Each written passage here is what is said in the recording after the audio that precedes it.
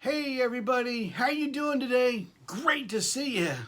And welcome to Beetle Brad's channel. Today, we're talking about something just a little bit more different than showing vinyl or something else. Today, we're talking about cartoons.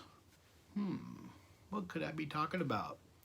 Do you remember the days, years and years ago, when we used to sit down on Saturday morning and what fun it was? Man, was it great. We had all kinds of great cartoons back then. We had Spider-Man and we had Batman and Superman, and just great cartoons. And then later on we had Scooby-Doo, but we had Casper and older cartoons like that. It was a lot of fun to get up early morning Saturday and watch cartoons all the way till noon, and then they were over with, and you'd have lunch, and then have some friends over, and then you'd go out and play or do whatever you wanted to. But the exciting thing was in 1965, everything changed. The Beatles had a cartoon. And this is my original newspaper clipping, but I made an enlargement out of it. But this is the Beatles cartoon. And that's a picture of the original clipping, like I said. And that's what I'm going to talk about today, is a little bit of background and discussion about the Beatles cartoon, which was really a great fun show to watch. But the Beatle cartoons started in September 25th. That's when everything changed with the Beatles, them coming out with a cartoon. And in 1965 to 69, they ran the cartoons. These were really kind of interesting cartoons, that's for sure. They were kind of crudely done, and the voices were not the Beatles themselves. They didn't take part in any of this at all. They were too busy with other things going on, and I'll talk about that in a minute. But the Beatles were very much involved with help and other things that were going on. I've got some of my figures here showing the Beatles themselves in the cartoon form. These came out much later. And then later on they had the alligator, which is the next second edition, but this is the first one. But the first series opened up with a little bit of clip of a Hard Day's Night, and the second series opened up with Help, and the third season, which I thought was really kind of different, the third season opened up and Your Bird Can Sing was the third opening intro. These were all like the intro beginnings to the shows. I'm using my cheat sheets here. So they were great. This is one of the postcards, the cartoons of the Beatles. One of my viewers sent me, which I do appreciate. And that's hanging up in my Beatles room. I've got that here in my Beatle room. And then there's this, the Beatles patch. They came out with all kinds of different things that the Beatles were formed in. That's also from one of my viewers. Beatleology is a terrific magazine. This is no longer in publication. I wish it was, but it's not, which is too bad. But this is really neat. It's got a whole thing about the Beatles puppet up here, that they came out with the Beatles puppets. The Beatles candy, which was done in that time period as well. And that was, as you can see, one of the cartoon forms. And also on this page here is like a cell of the Beatles themselves and the different cartoons that were done at that time. Then also, this is the next page, talking about the Beatles. This is a great picture of them. Like I said, they didn't have any involvement. They were, what I'm talking about was backing up to what I was saying. The Beatles weren't that involved in this because they were so involved in the movie Help at that time that the Beatles were so busy. They went to the premiere of Help, and then for lunch, they had a big luncheon premiere of the Beatles cartoons, which they got to see those. And as you can see the pictures here, John was not interested. He crawled under the table, and he was down underneath the buffet table and doing all of this. Like I said, he just was not interested at all in being part of the cartoons. They really could care less about the cartoons themselves. They really weren't that interested And then later on that evening, they were on the TV show Big Night Out. Or no, not Big Night Out, excuse me, Blackpool. Blackpool TV.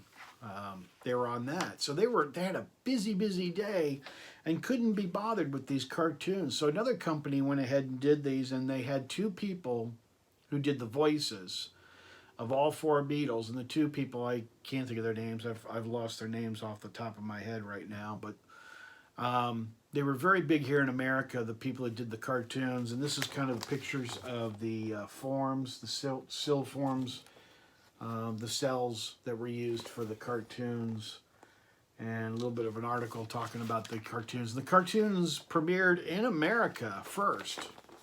So the cartoons were here in America. And like I said, I didn't see them the first time around. I saw them in mid-70s is kind of when they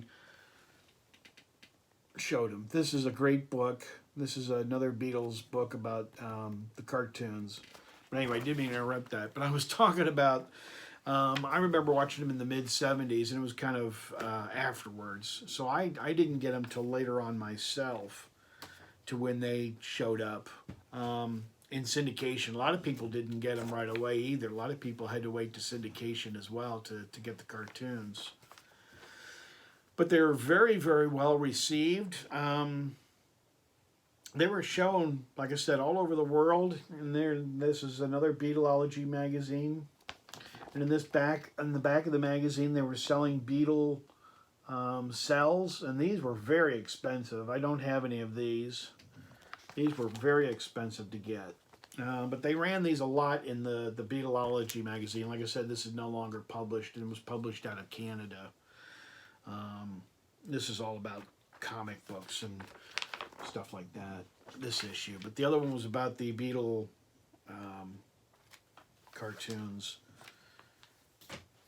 But the great thing about it was MTV here in America in 1986 and in 1987 ran the cartoons. And then that's where I taped them. I taped them for myself off of the TV in that time period. And also the Disney Channel ran them as well. And Disney ran them in 89. So they were a little bit later, but Disney also showed them as well. And they haven't been shown since. I mean, such great cartoons, and they haven't been shown again. Which is kind of sad, really. Really is. But in 1966, Nestle had a thing in the back of their Nestle's chocolate to where you could send away for Beatle dolls. This is Paul. I didn't blow him up. I should have had him a little bit larger to show you. But this is Paul when they had the cartoon ones. Paul's face is a little defective there, but it works. But there's Paul. And here's John. And these were the cartoon figures. As you can kind of tell, they're kind of cartooned after the Beatles. And here's Ringo. Still collecting, still looking, but I don't have George yet. So I'm still really, really looking for George Harrison one. I don't have him yet. And then this came out much later, but this is a Beatles cookie jar, which is kind of neat. Kind of great to have. Beatles cookie jar. Really cool. And like I said, I was showing about the Beatle cartoons. Let's see if I can get this to work.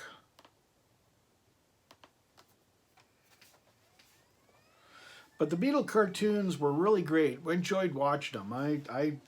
I've got all of them on DVD. That's how the beginning of the first episodes were, the first series. This is how the cartoons started off with that drum logo in the beginning. And this is kind of the little... You want us to do what?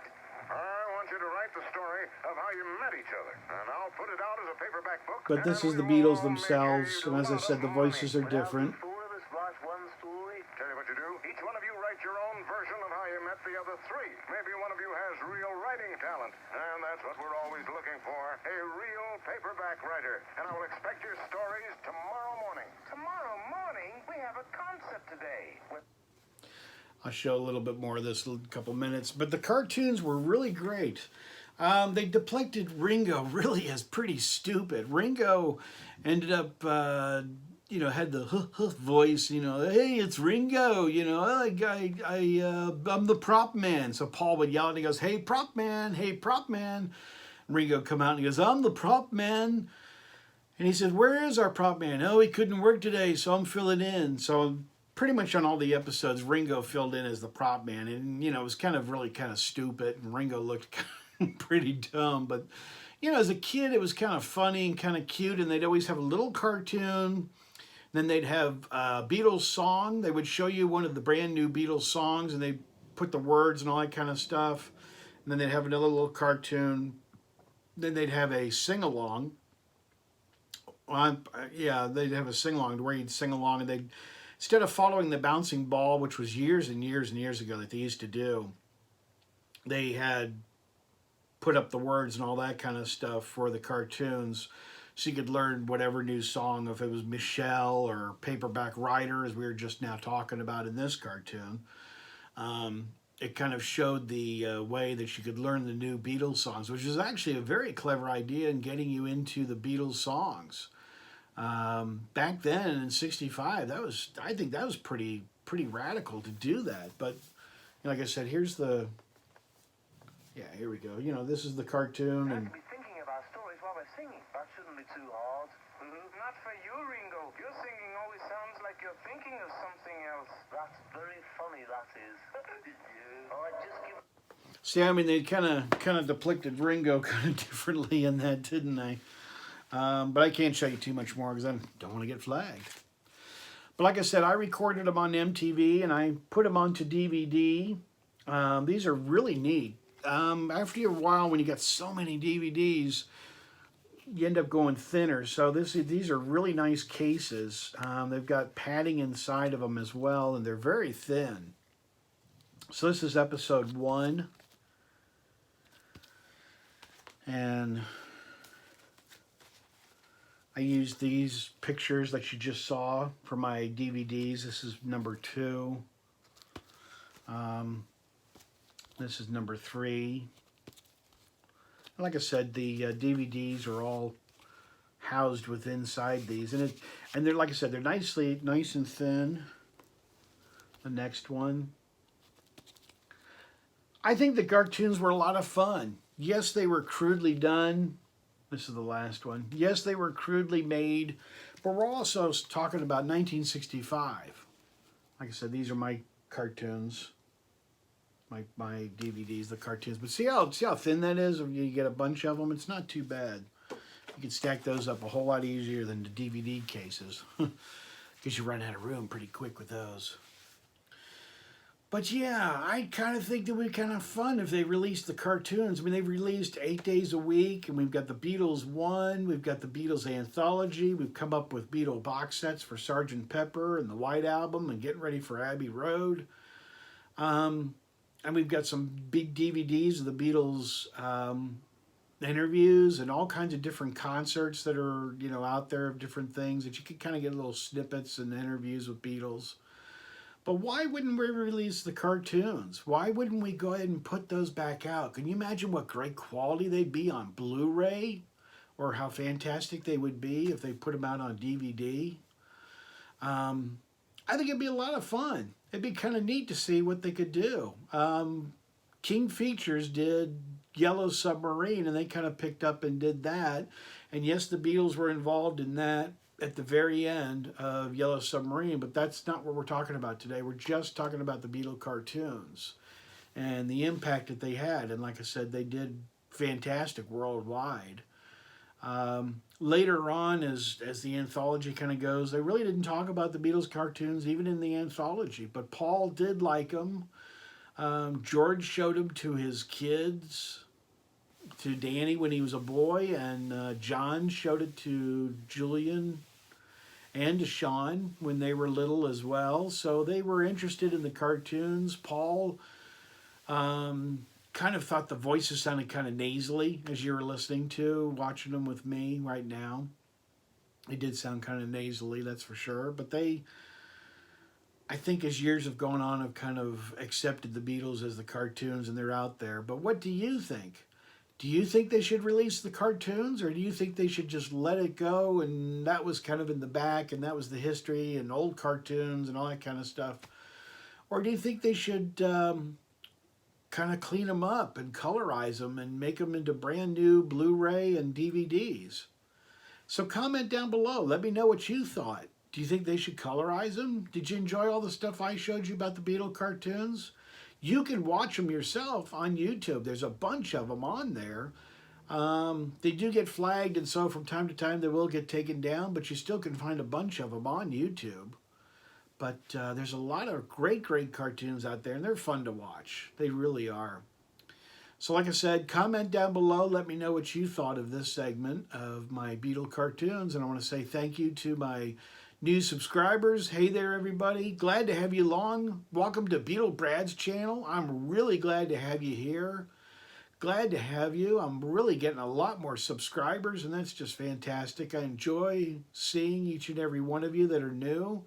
And for my older subscribers, I appreciate you guys so much. You guys are the core of my channel. My older subscribers, you guys are family to me. And you and I, each and every one of you are definitely my friends. So I really appreciate the companionship, talking back and forth and all of that. And it's a lot of fun just chatting with you. But I want to say thank you very much for watching my Beatle cartoons. And let me know what you think, like I said. All right, vinyl community, as I say on my channel, I'm out of here. Take care, everybody. Great to see you.